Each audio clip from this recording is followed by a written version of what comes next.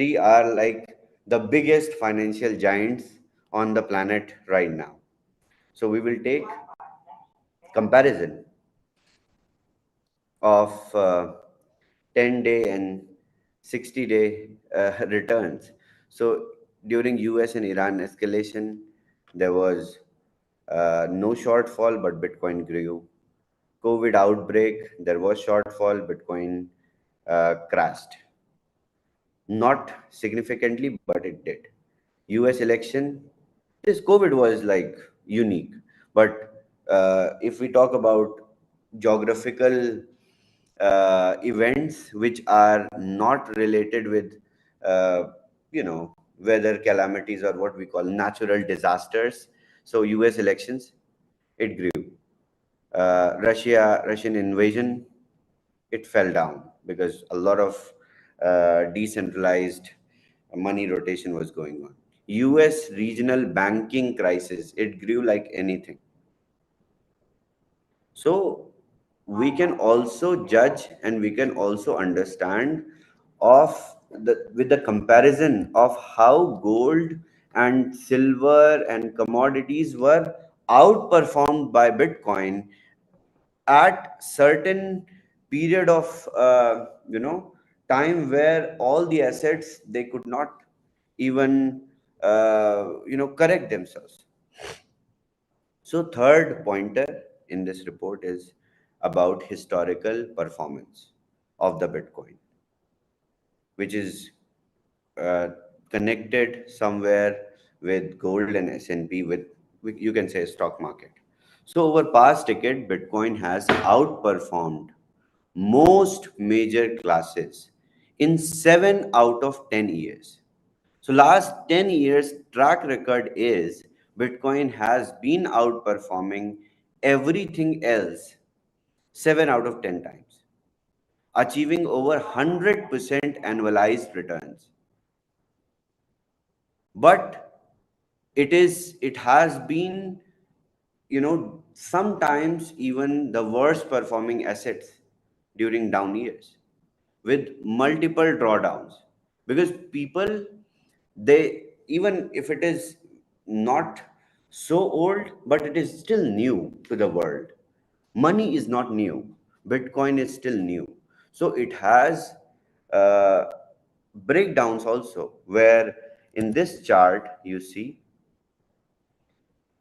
the growth was 592x, but the downfall was kind of 93%. And then it picked up again in 13, where in the beer market, it dropped down to 83, 84, then 83, then 77. So this is getting marginalized.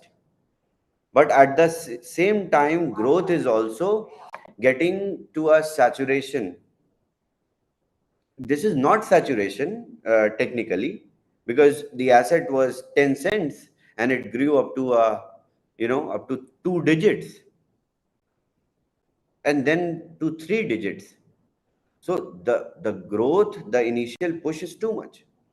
While you will see the 4-year chart, this chart from 2010 to 2014, this BTCC chart, when we will see after 4 years, we will see a very significant growth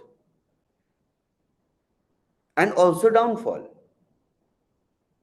But did downfall affect the holders who are holding all this time consistently? No, it won't. Even at Bitcoin hits $1 million.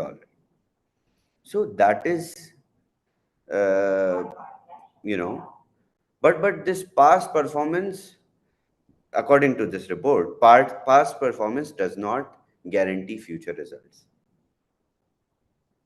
But we rely upon this. This is the industry. This is the narration of industry. Okay. So after understanding the historical performance, now we will touch the risk factors. Bitcoin's performance is influenced by unique factors such as global monetary instability, sometimes geopolitical risks also, primarily from US fiscal and political stability. Now, but this thing is now getting diversified also, that there may not be total dependency on the US instability. It can be with other political instability as well, but there is a concern of risk due to political instability. It has been seen as a flight of safety option during disruptive global events, although it can experience short term negative reactions in these periods. But still, there is a positive aspect associated with it. Then we will touch on Bitcoin's role in portfolios. It is very important to understand what role Bitcoin plays in portfolios.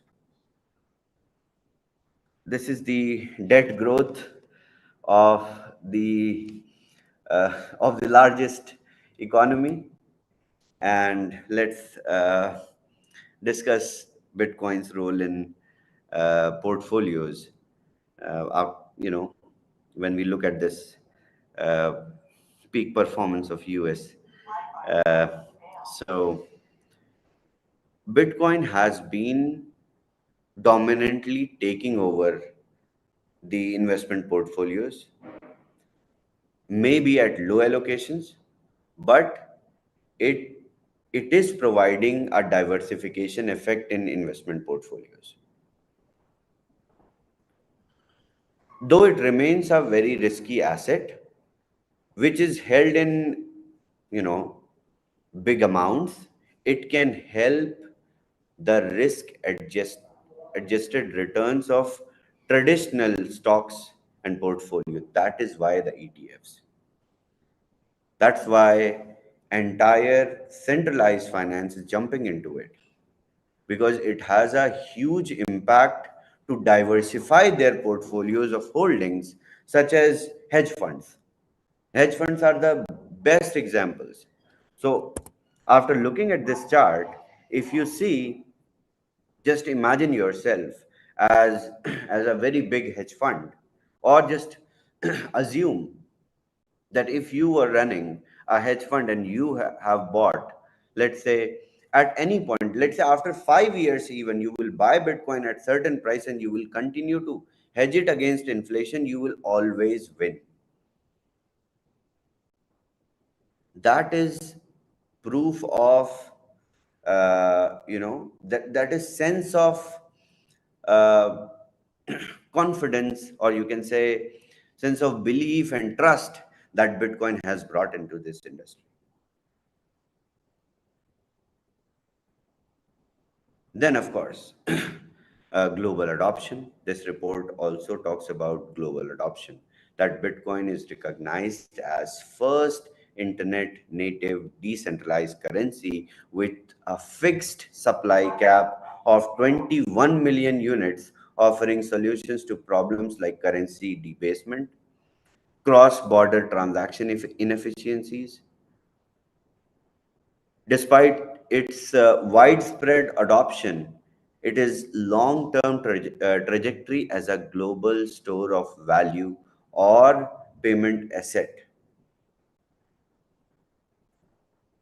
But everything remains uncertain unless we time travel and we live with the whole narrative and we see ourselves what happens next.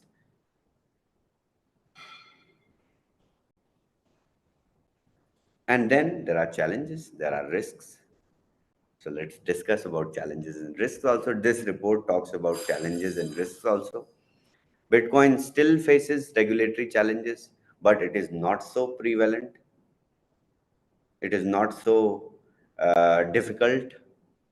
Earlier, governments were not ready to accept uh, the decentralized uh,